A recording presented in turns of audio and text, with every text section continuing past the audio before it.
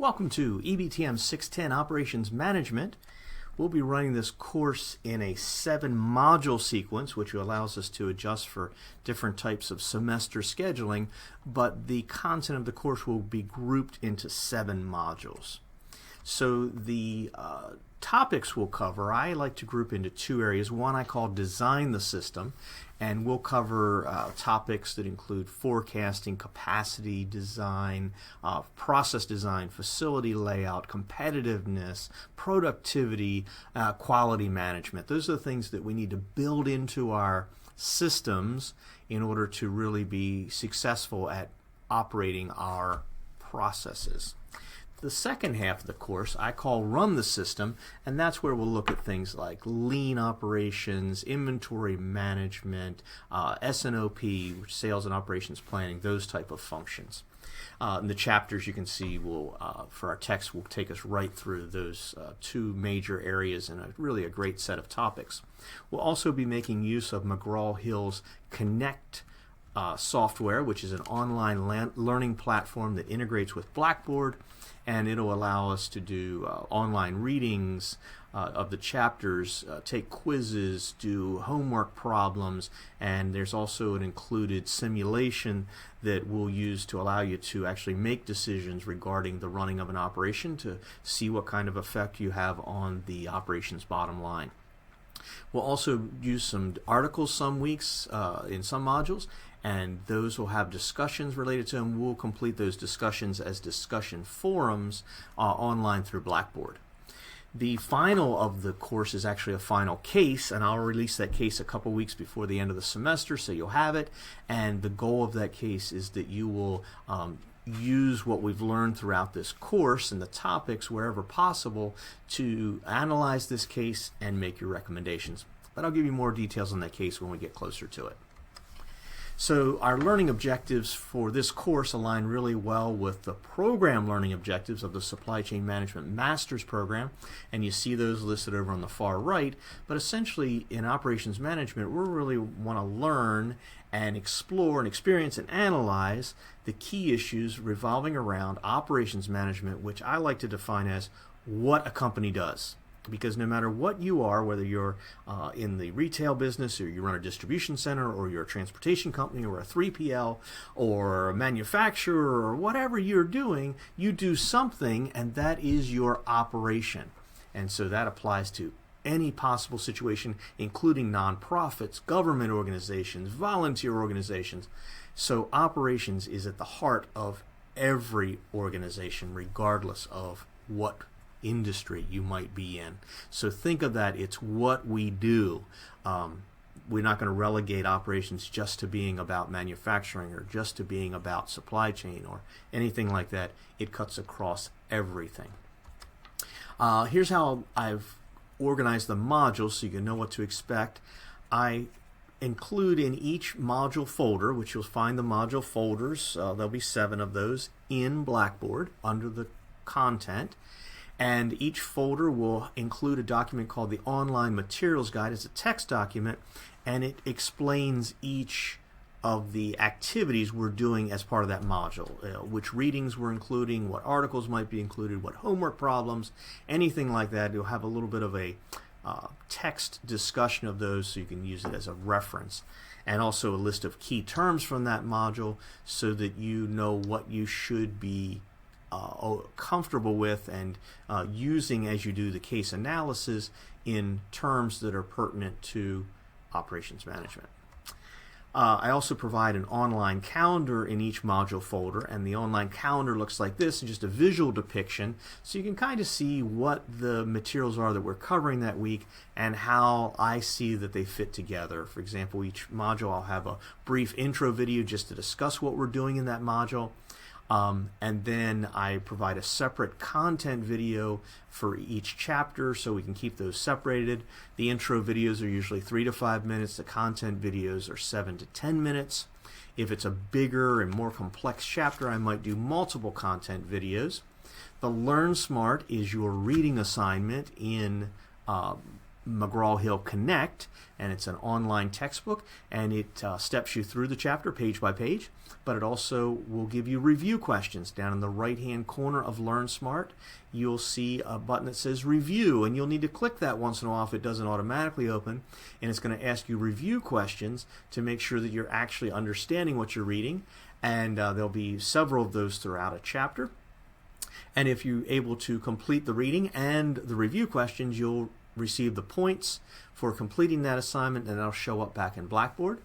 For some chapters, I'll also include a quiz over in Connect, and they're just a multiple choice quiz normally. There might be homework problems in some chapters to allow you to actually calculate some of these items that we'll discuss, like productivity and forecasts and so forth. And those homeworks can be completed in Connect. You can see in general the homeworks and quizzes will be due at the end of the module, whatever that calendar is, whether that's a Sunday or whatever.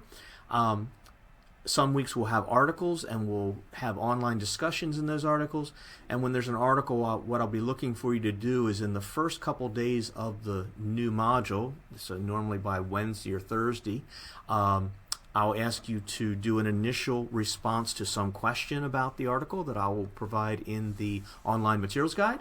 And then I ask that you come back in towards the end of the module calendar, whether that's normally a Sunday, and respond and reflect on your classmates' comments related to their input.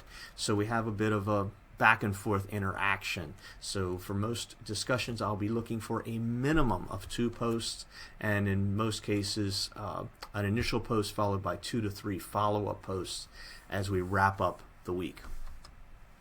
As I mentioned, in some weeks we'll have not only my instructor videos, but there's also potentially external videos from other sources that I find are really fitting for the topic, and maybe subject matter experts, articles and other items from the textbook we might draw in. I mentioned how the discussion forums work. There's one special discussion forum called the Course Cafe. It's out there, and that Course Cafe remains open for the entire semester. You can click on Discussions in Blackboard, and you'll see Course Cafe. That is our place to vent and share whatever is on your mind during the semester. Might be a news topic, might be, hey, scheduling for next semester's courses, or anything you can think of. It's just literally our coffee house to hang out in and kick things around. Separately, in the weekly modules, there might be optional discussions just to help each other out with tough homework assignments and cases, or there might be required discussions where you actually be given credit for the type of input that you provide and the quality of those, quality and volume of those responses you provided. That's kind of how the course is going to work.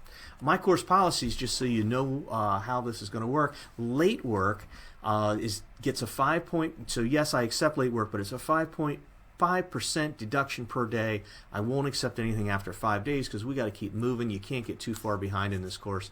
I encourage you to take advantage of that. If you're busy at work or something else comes up and you need to turn something in late, just turn it in late. The deduction will be handled automatically, but get it in within 5 days or just move on to the next thing. Homework problems are set up in Connect, and you'll have 2 attempts on those, so if you don't get it right the first time, I suggest you go back in and give it a second shot, and there's a 10% reduction for the second attempt.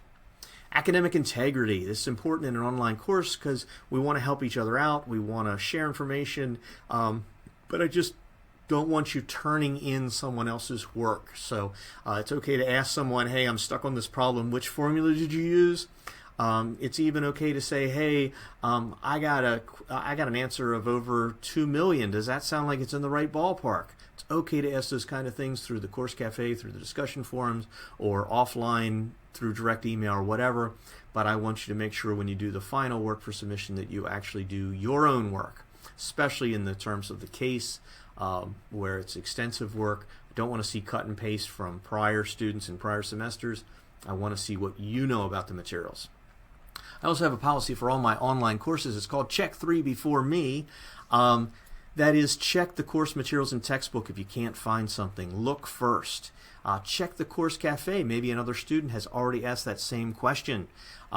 check with your classmates. You can email them through Blackboard. You can post things on discussion boards. You can post things in the course cafe. If all else fails, then post it to me either through one of those functions or email me directly with the question. But I'd rather make sure it wasn't already out there first. Grading perspective, the 85% rule. I feel like as graduate students, you come into a course like this, it's structured, we know what we need to do, you should be able to get an 85 by just doing your job. And I do my job. If you think you're an A student, that's awesome, then go beyond the expectations, go beyond the minimum. Doing the minimum, completing your homeworks, completing everything on time will get you a solid B in the course. If you're going for an A, then show me A. A is exceptional work. Show me over the top. Show me a case, final case that's above and beyond, that really nails it in a clear way. In the discussion forums, show me more than just doing the minimum, blah, blah, blah. I read the article, here's what I think. Give me some real insights. Find some additional resources. Connect it to the text. Connect it to other courses. Show me you got something that's worthy of an A. So that's it. I enjoyed having these courses. I like the flexibility for the students and for the faculty to do them online, but it does require that we have structure and we keep moving on the materials, and that you work as independently as possible and call for help when you need it. So let's get this party started.